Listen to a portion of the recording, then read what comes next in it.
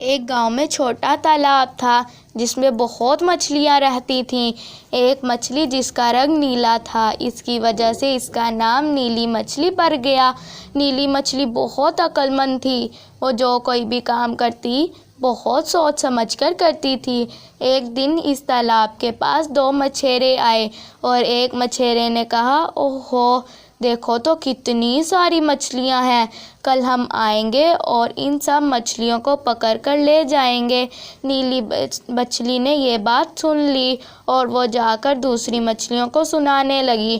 دوسری مچھلیاں نیلی مچھلی پر ہنسنے لگیں اور کہنے لگیں، اگر تمہیں جانا ہے تو جاؤ، ہم سب یہیں پر رہیں گے۔ اسی رات عقل مند مچھلی تالاب چھوڑ کر دوسری ندی میں چلی گئی۔ دوسرے دن وہ مچھیرے آئے اور تالاب کی ساری مچھلیوں کو پکڑ کر لے گئے۔ عقل مند مچھلی کی بات نہ سن کر مچھلیوں کو پچھتاوا ہوا۔